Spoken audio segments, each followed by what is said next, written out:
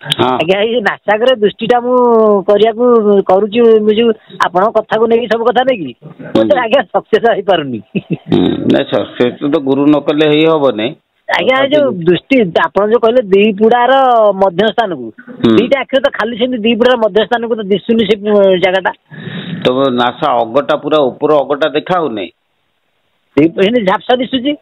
ସେଇ ଝାପ୍ସା ଦେଖାଉ ତ ଝାପ୍ସା ଯଦି ଦେଖା ହଉଛି ତାରି ଅଗ୍ର ସିଧା ଦୃଷ୍ଟିଟା ଦେବାକୁ ପଡିବ ଆଉ କଣ? ହଁ ହଁ ଦେଖା ହବ। ତମେ ତାକୁ ଯେତେବେଳେ ବସିବ ଲାଇଟ୍ ଜାଳିକିରି ବସିବ। ଆଜ୍ଞା ଲାଇଟ୍ ନ ଜାଳିଲେ ଦେଖା ହବନି। ତମ ଲାଇଟ୍ ନ ଜାଳିଲେ ଦେଖା ହବନି। ଶୁଣ ଲାଇଟ୍ ଟା ତମ ପଛପଟରେ ରହିବ। ଆଜ୍ଞା ତମେ ଯୋଉ ଲାଇଟ୍ ଟା କାନ୍ଥରେ ଥିବ ସେ ଆଜ୍ଞା ଲାଇଟ୍ ଟାକୁ ପଛ କରିକିରି ବସିବ। ବସିଲେ ହବ ଠିକ। ହଁ ପଛ କରିକି ବସିବ ଏବଂ ଦେଖିବ ଗୋଟେ ପଟ ଅଧିକ ଦେଖାହଉଛି ଗୋଟେ ପଟ କମ ଦେଖାହଉଛି ହେଲା। ଆଜ୍ଞା ତମେ କଣ କରିବ ନା ତମେ ଟିକେ ବାଁ ପଟ ଡାହାଣ ପଟକୁ ଏପଟକୁ ଟିକେ ଘୁଞ୍ଚିବ ସେପଟ ଟିକେ ଘୁଞ୍ଚିକି ନିଜେ ଦେଖିକି ଆଡଜଷ୍ଟ କର। ଦେଖିବ ଗୋଟେ ପୋଜିସନ ଆସିବ ଯୋଉଥିରେ କି ତମକୁ ଠିକ ମଝିଟା ଦେଖାଯିବ। ଆଜ୍ଞା ସେଟା ନିଜେ କରିବାର କଥା। ମନେ କରାଯାଉ ତମେ ପଛ କରିକି ବସିଲ ଦେଖିବ ତମ ବାଁ ପଟ କି ଡାହାଣ ପଟ ଅଧିକା ଦେଖାହଉଛି। ମନେ କରାଯାଉ ଡାହାଣ ପଟ ଅଧିକା ଦେଖାହଉଛି ତମେ କଣ ଆଜ୍ଞା କରିବ ନା ଆଉ ଟିକେ ଡାହାଣ ଆଡକୁ ଘୁଞ୍ଚି ଆସିବ କି ବାଁ ଆଡକୁ ଆଜ୍ଞା ଘୁଞ୍ଚିଯିବ।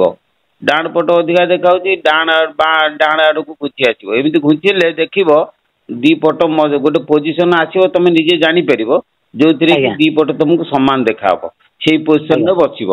ଏମିତି କିଛି ଦିନ କର କରିକି ନାସାଗ୍ରକୁ ଦୃଷ୍ଟି ରଖ। ଗୁରୁ ସୂତ୍ର ନାହିଁ ଯେହେତୁ ତମେ ଚକ୍ଷୁ ସ୍ଥିର ହବନି ଶୀଘ୍ର ଏମିତି ଚାହିଁକି ଆଜ୍ଞା ବସୁଥାଅ ଆଉ କଣ କରିବା। ଆଜ୍ଞା ଏମିତି ଗୋଟେ ବସୁଛେ ଗୁରୁଙ୍କର ସୂତ୍ର ତ ନହେଲେ ଗୁରୁ କହିଲେ ତାହା ଜାଣି ନହେଲେ ବ୍ରହ୍ମଚାନ୍ଦୀ ପ୍ରାଣୀ। ନା ନହେଲେ ମନ ତା ସ୍ଥିର ହବନି। ହବନି ନା ତା ଗୁରୁଙ୍କର ଆଶୀର୍ବାଦ ନହେଲେ କୌଣସି କଥା ହବନି। ନା ଆଉ ଯେ ତମେ ସେମିତି ଭାଗବତ କଥା ଆପଣଙ୍କ କଥାକୁ ଲକ୍ଷ୍ୟ କରିକି ସେମିତି ବସୁଛି। ହଁ ବସୁଛେ ଦୃଷ୍ଟି ଦେଲା ମାନେ ଆଜ୍ଞା ଯୋଉ ନାସା ଆଗର ଟିପଟା ବାହାରୁ ଆଣିକି ନାସା ଆଗରେ ରଖିକି ତାକୁ ଦେଖିକି ରଖିଲେ ହବ କି ଏମିତି? କୋଉଟା ଜିଭ? ନାଇଁ ଟିପ ମାନେ ଆମର ଅଙ୍ଗୁଳିର ଅଗ୍ରଭାଗ। ଅଙ୍ଗୁଳି ଗୋଟେ ନାସାଗ୍ରକୁ ନେଇକି ନଗେଇବ ତ? ଆଜ୍ଞା ନଗେଇକି ଦେଖ ସିଏ ହେଲେ ସେଇଟା କଷ୍ଟ ଦେଖିଲେ ବହୁତ। ଶୁଣ ସେଇଟା କଷ୍ଟ। ସେଟା କଷ୍ଟ। ଗୋଟେ କଥା ହଉଛି ନାସା ଆଗରକୁ ଯୋଉ ଟିପ ଆଣିକି ଦେଖିକି କରିବ କର କିଛି ମନା ନାହିଁ। କିନ୍ତୁ ଆଜ୍ଞା ସେ ସବୁ ବାଟ ନୁହଁ ନା ହେଲା। ନା ଆସନରେ ବସିକି ଗୁରୁଙ୍କ ସୂତ୍ର ଧରିଲେ ଫଟ୍ ଫାଟ ସବୁ ଲାଗିଯିବ। ଆଜ୍ଞା ଆଜ୍ଞା ତମେ ତମ ମନ ମନ ଯାହା କରୁଛ କର। ଆସିଲେ ପହଞ୍ଚିଲେ ଆମେ ସବୁ ଗୁଡାକ ସବୁ କହିଦେବା। ଆଜ୍ଞା ଆଜ୍ଞା ଏଇ ଟିପଟା ସେଠି ଲଗେଇଲେ ଟିପଟାକୁ ନାସା ଆଗରେ ରଖିକି କିଛି ସମୟ ଲଗେଇଲା ପରେ ଆମର ଯୋଉ ତ୍ରିକୁଟ ଅଛି ଆମର ଦୁଇ ଚକ୍ଷୁ ନାସାର ମଧ୍ୟ ଉପର ଏଇ ଜାଗାଟା ସ୍ପନ୍ଦନ ହଉଛି। ନା ସେଟା ସେମିତି ସୁବିଧା ନୁହଁ। ବୁଝିଲ କିନ୍ତୁ ସ୍ପନ୍ଦନ ହଉଛି ଝିମ୍ ଝିମ୍ ହଉଛି। ସେ ହଉଥାଉ ଯେମିତି ସେ ସବୁ କଥା ଆଜ୍ଞା କାରଣ ନୁହେଁ। ଆଜ୍ଞା ଜିନିଷଟା ସେ ସବୁ ନୁହେଁ। ତମକୁ ସବୁ ଏମିତି ନାଇଁ କେତେ କଥା ଜଣା ପଡିବ ସେଗୁଡାକ ନୁହେଁ। ଗୋଟେ କଥା ହଉଛି ତମେ ଦେଖୁଥାଅ। ତମେ ଆଜ୍ଞା ଆସିଲେ ମୁଁ ସେଗୁଡା ସବୁ କହିଦେବି। ଆଜ୍ଞା ଆଜ୍ଞା ଆଜ୍ଞା ଯିବା ଆପଣଙ୍କର ଚରଣ ଦୀକ୍ଷିତ ହେବାକୁ ଚାହିଁଲେ କଣ କଣ ନବାକୁ ପଡିବ କେମିତି କଣ? କିଛି ନବନି ତମେ ଖାଲି ଆସ ଫୁଲ ଦିଟା ଆଣିକି ଆମର ପଇସା ପତ୍ର ଟଙ୍କା ପଇସା କିଛି ଦରକାର ନାହିଁ। ଆଜ୍ଞା ତମେ ଆସ ଗୁରୁ ଟିକେ କରିବ ତମେ ଆସ। ମୋର ଆଜ୍ଞା ଦରକାର ତମ ସହିତ ସ୍ନେହ ମମତା। ଆଉ ଆଜ୍ଞା ଦେବି କଣ ଦବା ନବା ତେଜି ସେବା ମାଘେ ଦିନ ହୀନ। ଆମର ଦେବା ନାହିଁ ନେବା ନାହିଁ କିଛି ଦରକାର ନାହିଁ। ତମେ ଆମ ସହିତ ଖାଲି ପ୍ରୀତି ରଖ ମୋର କହିବା କଥା। ଆଜ୍ଞା ସ୍ନେହ ସେଇଟା ତ ମମତା ଆଜ୍ଞା ଟିକେ ରଖ। ରହିଛି ମଲା ପର୍ଯ୍ୟନ୍ତ ରହିବ। ବାସ ସେଇ ସ୍ନେହ ମମତା ଟିକେ ରଖିଥାଅ। ତମକୁ ଗୁରୁଙ୍କୁ ତମେ ନିଜର ବୋଲି କେଲେ ଭାବିନିଅ। ଏତିକି ମୋର ଆଜ୍ଞା ଦରକାର। ମୁଁ ବୁଝୁଛି ମୋ ବନ୍ଧୁ ମାନଙ୍କୁ ମୋ ସାଙ୍ଗସାଥି ମାନଙ୍କୁ ବି ସବୁ ସେୟାର କରୁଛି। ବାସ୍ କିଛି ଅସୁବିଧା ନାହିଁ। ସମସ୍ତଙ୍କର ଗୋଟେ ଈଶ୍ୱର ଆପଣଙ୍କ ପାଖକୁ ଯିବାକୁ। ହଁ ଆସ। ତ ଆଜ୍ଞା ସେଠାରେ ରହିକି ମେଡିଟେସନ କରିହବ କି ନାହିଁ? କରିହବ କଷ୍ଟ କଷ୍ଟ ହବ। ସଂସାରରେ ଝମିଲା ଅଛି ତ। ତେଣୁ ଆଜ୍ଞା ନିରୋଳାରେ କରି ହବ ସବୁ ଆମ ଗୁରୁ କହିଲେ ସଂସାରରେ ରହିକି ଗୃହ କର୍ମ କରି ମଧ୍ୟ ଈଶ୍ୱର ଉପଲବ୍ଧି କରାଯାଇପାରେ। ଆଉ ଆଜ୍ଞା ସଂସାରୀ ମାନଙ୍କ ପାଇଁ ବଣ ଜଙ୍ଗଲ ବା ଗିରି ଗୁହାର ଆବଶ୍ୟକତା ନାହିଁ। କିନ୍ତୁ ଗୋଟିଏ କଥା ହଉଛି ସେଠି ସଂଯମତା ଅବଲମ୍ବନ କରିକିରି ଯଦି ତମେ ନିରୋଳାରେ ସାଧନା କରିପାରିବ ବହୁତ ଭଲ। ଯେ ଆଜ୍ଞା ତା ଭିତରେ ଆଉ ଗୋଟେ କ୍ୱେଶ୍ଚିନ୍ ଉଠି ମାରୁଛି ଯେ ଆମ ଧର୍ମ ହିନ୍ଦୁ ଧର୍ମର କିଛି ମାନେ ଅଛି ଯେମିତି ଆମେ ପୋଥି ପୁରାଣ ପଢୁଛେ ଯେମିତି ଆମର ପ୍ରହ୍ଲାଦ ଆଜ୍ଞା ହିରଣ୍ୟକଶ୍ୟପଙ୍କ ପୁତ୍ର ସେ ତ ଆଜ୍ଞା ଗୋଟେ ଅସୁର କୁଳରେ ଜନ୍ମ ହୋଇଥିଲେ ଅସୁର ପରିବେଶରେ ରହିଥିଲେ ତା ପରିସ୍ଥିତିରେ ରହିଥିଲେ ସେ ତ ନାମ ଜପ କଲେ ସେ ତାଙ୍କୁ ବହୁତ ବାଧା ହେଇଥିବ ହଁ ବହୁତ ଲୋକ ବହୁତ ପ୍ରକାର କଥା କହିଥିବେ ଫିର ବି ସେ ସେଇ ଜାଗାରେ ରହିକି ନିଜକୁ କରିପାରିଥିଲେ। ସେ ପୁରା ଦୃଢତା ରହିଲା ମୁଁ ସେଇ କଥା ଆଜ୍ଞା କହୁଛି ନା ଯେ ଆଜ୍ଞା କରିହବ କିନ୍ତୁ ଯୋଉ ଆଜ୍ଞା କଷ୍ଟ ଏଇ ଦିନଠୁ ପ୍ରହ୍ଲାଦ ଯେତେବେଳେ ସେଠି ନାମ ଜପ କଲା ତାକୁ କେତେ ଆଜ୍ଞା କଷ୍ଟର ସ୍ୱୀକାର କରିବା ପାଇଁ ପଇଲା ଯଦି ହଁ ସେ ହଁ ହଁ ଯଦି ସେ ତାକୁ ନ କରିକିରି ଯଦି ସିଏ ଗୃହ ସଂସାର ଛାଡିକି କୁଆଡେ ପଳେଇଥାନ୍ତା ସେ ନିରୋଳାରେ ଆଜ୍ଞା ଜପ କରିପାରିଥାନ୍ତା କିନ୍ତୁ ସଂସାରରେ ରହିକି ରାଜବାଟରେ ରହିକି ଯେହେତୁ କଲା ବାପାଙ୍କର ଲୋକ ଦୃଷ୍ଟିରୁ ରକ୍ଷା ପାଇବା ପାଇଁ ତାଙ୍କୁ ବହୁତ କଷ୍ଟ କରିବା ପାଇଁ ପଡିଲା। ଆଜ୍ଞା କିନ୍ତୁ ତାଙ୍କ ଦୃଢତା ଥିଲା ବୋଲି ସେ ଗଲେ ସେଇଭଳି ଆପଣ ମାନେ ଯଦି ପୁରା ପ୍ରହ୍ଲାଦ ଭଳି ଯଦି ଦୃଢତା ରଖିକି କରିବେ ବାଧା ବିଘ୍ନରୁ ଟଳିକିରି ଆପଣ ଉଠି ପାରିବେ କିଛି ଅସୁବିଧା ନାହିଁ। ଆଜ୍ଞା ଆଜ୍ଞା ଯେ ଆମ କହିବା କଥା ଆମେ ଜଙ୍ଗଲକୁ ଏକାନ୍ତ ଜାଗାକୁ ପଳେଇଲେ ଏଠି ବି ତ କିଛି ଡର ଭୟ ଏମିତି ଥିବ ପରିବେଶ ପରିସ୍ଥିତି ଆମକୁ ବି ଏଠି ହଇରାଣ କରିପାରେ।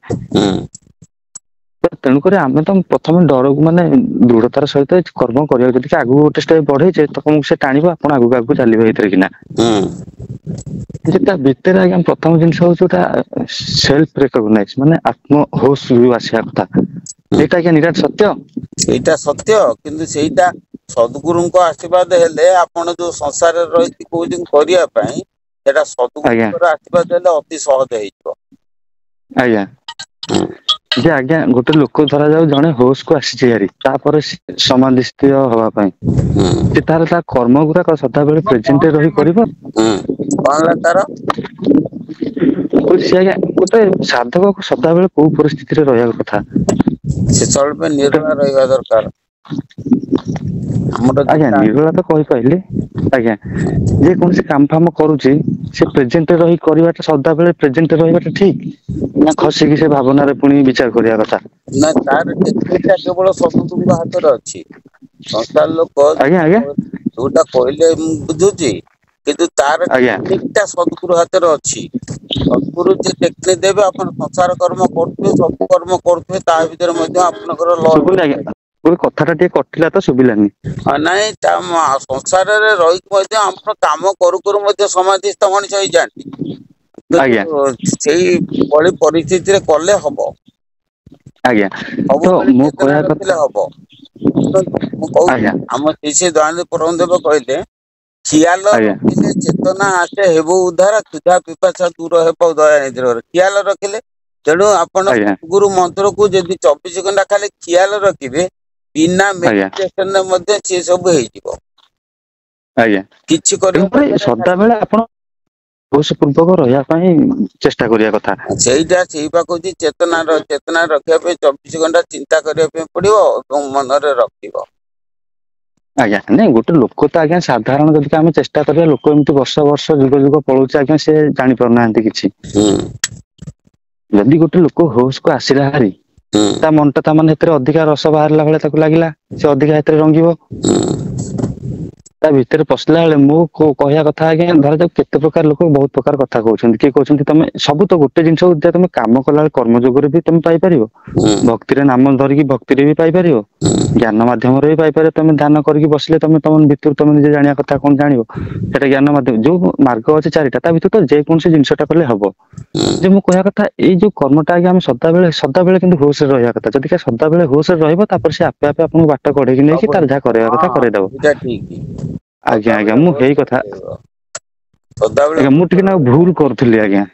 ମୁଁ ଟିକେ ଆଜ୍ଞା କଣ କରିଥିଲି ନା ମଝିରେ ଯୋଉ ଶୁଣା ଯାଇଛେ ଯାହାହେଲେ ଆପଣ ଉପରକୁ ଉଠିବେ ମାନେ ଯଦିକା ଆପଣ ତିନି ଜାଗା ଭିତରୁ ଆପଣ ଉପରକୁ ଉଠି ଚାଲିଲେ ତ ତୃତୀୟ ନରେ ରହିବ ଅଧିକା ନଜର ତାହେଲେ ମୂଳାଧାରରେ କିଛି ପ୍ରଭାବ ପଡେ କି ଆଜ୍ଞା? ପଡିବନି ସବୁ ସମସ୍ତଙ୍କ ସହିତ ସମସ୍ତଙ୍କର କନେକ୍ସନ ଅଛି। ଆଜ୍ଞା ଯେକୌଣସି ଚକ୍ରକୁ ଧ୍ୟାନ କରିବ ସେ ଅନ୍ୟ ଚକ୍ର ଉପରେ ତାର ପ୍ରଭାବ ଅଛି। ଆଜ୍ଞା ଆଜ୍ଞା ଠିକ ଠିକ ସେଇଆ ଟିକେ ଆଜ୍ଞା ଆଉ ସେ ବାଟ ଟିକେ ଆଜ୍ଞା ଭଟକି ଯାଇଥିଲି ତ।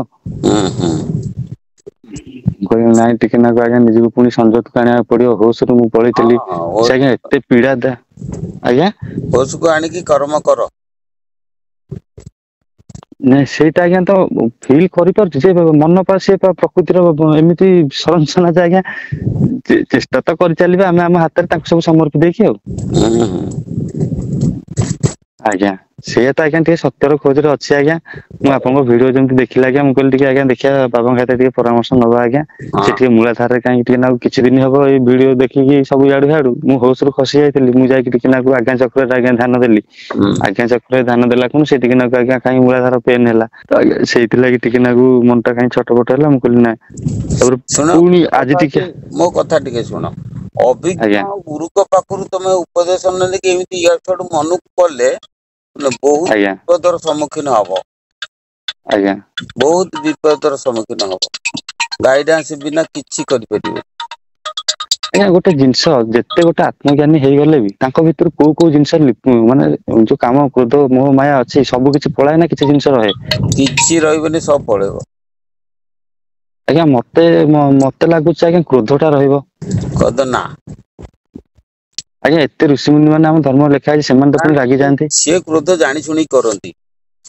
ଆମ ହଁ ସେଇଟା ତ ଭଲ ପାଇଁ ସେ ଯାହା କରିବେ ଭଲ ପାଇଁ କିନ୍ତୁ ଆମ ସେଇଟା ଭଲ ଆଜ୍ଞା ପାଇଁ। ତ ରହିବ। ହଁ ସିଏ ଯଦି ସେ କ୍ରୋଧ ନ କ୍ରୋଧ ଟିକେ କରିବେ ରହିବ ଆଉ ଟିକେ ଲୋଭ ଟିକେ ରହିବ ଆଜ୍ଞା। ସିଏ ଯଦି କ୍ରୋଧ ନ କରିବେ ଆମକୁ ଲୋକ ମାନିବେନି। ସେଇ କଥା ଆଜ୍ଞା ଆଉ ଲୋଭ ଟିକେ ଆଜ୍ଞା ଆସିବ। କାହିଁ ତମେ ଜାଣିପାରିବନି ତାକୁ ଚିହ୍ନି ପାରିବନି ତମେ କହୁଛ କଣ କ୍ରୋଧ ଆସିବ ଲୋଭ ଆସିବ ଯିଏ ନିର୍ଗୁଣ ହେଲା ତା ପାଖରେ କିଛି ରହିବନି। ତମେ ଆଜ୍ଞା ଆଜ୍ଞା ଯାଇନା ବୋଲିକି ତମେ ଭାବୁଛ କଷ୍ଟ ସେଟା। ତମେ ଭାବୁଛ ଏଇଟା ଆଜ୍ଞା କ୍ରୋଧ ଛାଡିବା ଅସମ୍ଭବ ଲୋଭ ଛାଡିବା ଅସମ୍ଭବ କାରଣ ତମେ ଯାଇନା। କିନ୍ତୁ ଯିଏ ଆଜ୍ଞା ଯାଇଛି ତାଙ୍କ ପାଇଁ ସିଏ ସବୁ ସହଜ ବୁଝିଲ। ଆଜ୍ଞା ଆଜ୍ଞା। ପୁରା ନିର୍ଗୁଣ ପୁରୁଷ ଯେ ତାର କିଛି ରହିବନି। ତମେ ତାହେଲେ ସବୁ ଜାଣିପାରିବନି। କିଛି ସମର୍ପି ଦେଇକି ଆଜ୍ଞା ବସିବା କଥା ହଁ ଖାଲି ସାକ୍ଷୀ ହେଇଯିବା କଥା ଆଉ। ସିଏ ଲୋଭୀଙ୍କ ଭଳିଆ ସଂସାର କାମ କରୁଥିବେ କିନ୍ତୁ ଦେଖିଲା ବେଳକୁ ତାଙ୍କର ଲୋଭ ନଥିବ। ବୁଝିଲ ନା ଆଜ୍ଞା ଆଜ୍ଞା ଲୋଭୀଙ୍କ ଭଳିଆ ସବୁ କାମ ରୁଣ୍ଡଉଥିବେ କିନ୍ତୁ ତାଙ୍କର ମନ ଟା ଲୋଭରେ ନଥିବ। ଆଜ୍ଞା ଆଜ୍ଞା। ତାଙ୍କୁ ଚିହ୍ନିବା କଷ୍ଟକର। ଆଜ୍ଞା ଆଜ୍ଞା। ହଁ ସିଏ ତ ଆଜ୍ଞା କଲା ବାଲା ଯେତେବେଳେ ଆପଣ ଆଜ୍ଞା ଯେତେବେଳେ ଗୋଟେ ଆତ୍ମା କିଛି ଜାଣିଯାଏ ସେ ତ ଆଜ୍ଞା ସେ ତାଙ୍କର ନିଜେ ଯାହା କରିବେ ସବୁ ତ ହୋସ ରେ କରିବେ ହୋସ ପୂର୍ବକ। ତ ଆଜ୍ଞା ତାମାନେ ଇମ୍ପୋର୍ଟାଣ୍ଟ ଜିନିଷ ହଉଛି ଆପଣ ସଦାବେଳେ ହୋସ ପୂର୍ବକ ରହିବା କଥା। ଯେକୌଣସି କାମ ବି କଲାବେଳେ ସେ ହୋସ ପୂର୍ବକ କରିବା କଥା। ପଦେ କହିଲି ହୋସରେ ଆସିବା ପାଇଁ ଫର୍ମୁଲା ଟା କହିସାରିଲେଣି ବୁଝିପାରୁନା। ମାନେ ଖିଆଲ ରଖିଲେ ଚେତନା ଆସେ ଏବଂ ଉଦ୍ଧାର। ସଦଗୁରୁ ଦତ୍ତ ନାମକୁ ଯଦି ଖିଆଲ ରଖିବ ଚେତନା ହୋସ ଆଜ୍ଞା ମାନେ ଚେତନା ସେ ଅଟୋମେଟିକ ଆଜ୍ଞା ଚେତନା ପଳେଇ ଆସିବ। ଖିଆଲ ରଖିଲେ ଆଜ୍ଞା ଚେତନା ଆସେ ହେବ ଉଦ୍ଧାର ତ ଯୋଉ ହୋସ ଆସିବା ଆଜ୍ଞା କଥା କହୁଛ ତମେ ଖିଆଲ ରଖିଲେ ଅଟୋମେଟିକ ମନରେ ହୋସ ପଳେଇଆସିବ। ଆଜ୍ଞା ଆଜ୍ଞା ସେ ତାଙ୍କ ନାମ ହଉ କି ତାଙ୍କ ଚରିତ୍ର ହଉ ତାଙ୍କ ଫଟୋ ହଉ ତାକୁ ରଖିବା କଥା ଆଉ। ସଦଗୁରୁ ଦତ୍ତ ନାମ ଛଡା କେହି ହେବେନି। ଆଚ୍ଛା ଆଚ୍ଛା ଆଚ୍ଛା ଆଚ୍ଛା ମନେ ତମେ ଚିନ୍ତା କଲେ କେମିତି କୌଶଳ ଜାଣିନା ଫଟୋ ମଟ କଲେ କିଛି ହବ କିଛି ହବନି। ଆଜ୍ଞା ଆଜ୍ଞା ଆଜ୍ଞା ଆଜ୍ଞା। ଯୋଉଟା ଆମର ଅଭିଜ୍ଞତା ଅନୁଭୂତି ମୁଁ ସେଇଟା କହୁଛି। ଆଜ୍ଞା ଆଜ୍ଞା। ସମ୍ଭବ ନୁହେଁ ମୁଁ ତମକୁ କେମିତି ହଁ ମିଛରେ ହେଲେ କହିବି ଯୋଉଟା ଆମେ ଆଜ୍ଞା ଆଜ୍ଞା ବାଟ ଦେଇକି ଯାଇଛୁ ଯେତେ କଷ୍ଟ କରିକି ଯାଇଛୁ ସେ କଷ୍ଟ ଟା ଆଜ୍ଞା ଯାଇଛି ସେ ଜାଣିଛି ହେଲା ନା ଆଜ୍ଞା ଆଜ୍ଞା ଆମର ନାଇଁ ଗୋଟେ ଭଜନ ହରିନାମେ କି ରସ ଅଛି ପାନ କଲା ଲୋକ ସିନା ଜାଣିଛି ତେଣୁ ଆଜ୍ଞା ଯିଏ ଯୋଗ ସାଧନାରେ କେତେ କଷ୍ଟ ଯିଏ କରିଛି ସିଏ ଜାଣିଛି। ହୁଁ ଆଜ୍ଞା ନାଇଁ ମୁଁ ଆଜ୍ଞା ମୁଁ ନା ସେଇ ନା ମୁଁ ପଥରେ ଆଜ୍ଞା କହୁଛି ଗୋଟେ ଆସିଗଲିଣି କେତେ ବର୍ଷ ହେଲାଣି। ମୁଁ କହୁଛି ଗୋଟେ କଥା ଶୁଣ ତେଣୁ ଆଜ୍ଞା ତମେ ଯୋଉଟା କହୁଛ ସବୁ ଏଇ ଯୋଉ ଲାଇଟ କଥାରେ ଆମେ ଲାଇଟ କରିକିରି ଆମେ ପାଇଯିବା ଠାକୁରଙ୍କୁ ଏ ସମ୍ଭବ ନୁହେଁ କଶିନି କାଳେ ସମ୍ଭବ ନୁହେଁ। ବୁଝିଲ ନା ଲାଇଟ୍ କରିକି ସାର୍ ମାନେ ବୁଝିପାରିଲିନି ଆଜ୍ଞା ଟିକେ। ଏଇ କହିଲେ ମୁଁ ଫଟୋ ଫଟୋ ରଖିମୁ ଇଏ କରିମୁ ଧ୍ୟାନ କରିମୁ ଏସବୁ କଥାରେ ହବ ନାଇଁ। ତାର ନାଇଁ ଯୋଉ ଆପଣ କହିଲେ ଠାକୁରଙ୍କ ନାମ ଜପ କରିବା କଥା ଯେ ସଦଗୁରୁ ଯୋଉ ନାମଟା ଦେବେ ତାର ଗୋଟେ ଟେକ୍ନିକ ଅଛି। ବୁଝିଲ ଆଜ୍ଞା ସେଇ ଆଜ୍ଞା ଟେକନିକରେ ସେ ନାମଟା ଖାଲି କଣ ନାମ ଜପ କଲେ ହବ ଟେକ୍ନିକ ଅଛି ସିଏ ତ ଆଜ୍ଞା ସେଇ ସେ ଯୋଉ ସାଉଣ୍ଡ ଆଜ୍ଞା ଆପଣ ବାହାରିବ ଯୋଉ ଧ୍ୱନି ବାହାରିବ ଆଜ୍ଞା ସେଇଥିରୁ ତ ଆମେ ଜାଣିପାରିବା। ନାଦ ଯୋଗ ହଁ। ନା ଆଜ୍ଞା ହୁଁ ତ ସେ ନାମକୁ ଆମେ କହିବା କଥା ସେ ତ ପୁଣି ଲୋକ ବି ଅଲଗା ଧର୍ମ ବି କହୁଛି ଯେ ନାଇଁ କିଛି ନାଇଁ ତମେ ଚୁପ ହେଇକି ଖାଲି ବସ ଖାଲି ସାକ୍ଷୀ ହେଇଯା। ସିଏ ତାଙ୍କ ବାଟରେ କହୁଛନ୍ତି ଆମେ ଆମ ବାଟରେ କହୁଛୁ ପ୍ରତ୍ୟେକ ଲୋକଙ୍କର ଆଜ୍ଞା ଆଜ୍ଞା ଗୋଟେ ସ୍ଵ ଟେକନିକ ନାଇଁ କି ଲୋକଙ୍କର। ଆଜ୍ଞା ଆଜ୍ଞା ଆଜ୍ଞା ଆଜ୍ଞା ତାଙ୍କ ବୁଝିପାରିଲି ବାଟରେ ସେ ସବୁ ପ୍ରତ୍ୟେକ କହୁଛନ୍ତି ଲୋକ ଆଉ ପ୍ରତ୍ୟେକ ଦେଖା ପନ୍ଥାରେ ଗୋଟେ ଆଜ୍ଞା ଟେକ୍ନିକ ଅଛି। ଆଜ୍ଞା। ସେମାନେ ତାଙ୍କ ଟେକନିକ ରେ ସେମାନେ କହୁଛନ୍ତି ବୁଝିଲେ ନା। ଯେ ଆଜ୍ଞା ଗୁରୁ ମାନେ ଗୁରୁ ଧରା ଯାଉ ବର୍ତ୍ତମାନ ଗୋଟେ ଗୁରୁ ତାଙ୍କର ଗୋଟେ ଉପାୟରେ ସେ ଜାଣିଛନ୍ତି ସତ୍ୟ କଣ।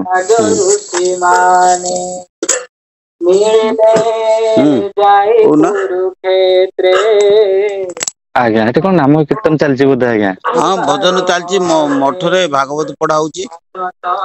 ଆଜ୍ଞା ଆଜ୍ଞା ମଠ ଆଜ୍ଞା ଆମର ଭଣ୍ଡାରୀ ପୋଖରୀ ଆଜ୍ଞା। ହଁ ଭଣ୍ଡାରପୋଖରୀ କଟକରେ କୋଉଠି ନାହିଁ। ହଁ କଟକରୁ ହେଲେ ଆସିବ ଏଥିରେ ତମେ ଟ୍ରେନରେ ପଳେଇ ଆସିଲେ ସବୁଠୁ ସୁବିଧା। ଆଜ୍ଞା ଆଜ୍ଞା ଟ୍ରେନରେ ଆସି ମଞ୍ଜୁ ରୋଡ ରେଲୱେ ଷ୍ଟେସନ ଓହ୍ଲେଇଲେ ଚାଲିକି ପଳେଇ ଆସିବ ଆଉ କଣ ଛାଡିଲୁ। କୋଉ ଷ୍ଟେସନ ଆଜ୍ଞା? ମଞ୍ଜୁରୀ ରୋଡ ମଙ୍ଗୁଳି ରୋଡ। ହଁ ଯାଜପୁର ରୋଡ ପରେ ମଞ୍ଜୁ ରୋଡ ରେଲୱେ ଷ୍ଟେସନ। ଆଚ୍ଛା ଯାଜପୁର ପରେ ମଞ୍ଜୁ ରୋଡ। ହଁ ଆଜ୍ଞା ଆଜ୍ଞା ନାଇଁ ସେଇ କଥା ଆଜ୍ଞା ଦେଖିବା କେତେବେଳେ ଆଜ୍ଞା ସେ କର୍ମମୟ ଜୀବନ ଟିକେ ସମୟ କାଢି ଆପଣଙ୍କ ପାଖକୁ ଟିକେ ଆଜ୍ଞା ଯିବା ପାଇଁ ଭାରି ମନ କାହିଁ ହଁ ବଳିଛି। ଆସିଲେ କିଛି ଅସୁବିଧା ନାହିଁ ମଠରେ ରହିବା ସୁବିଧା ଅଛି ଆସିବ। ଆଜ୍ଞା ଆଜ୍ଞା ହଉ ଆଜ୍ଞା ଆପଣଙ୍କ ସମୟ ଆଜ୍ଞା କିଛି ଖରାପ ନଷ୍ଟ କରିନି ତ ଆଜ୍ଞା।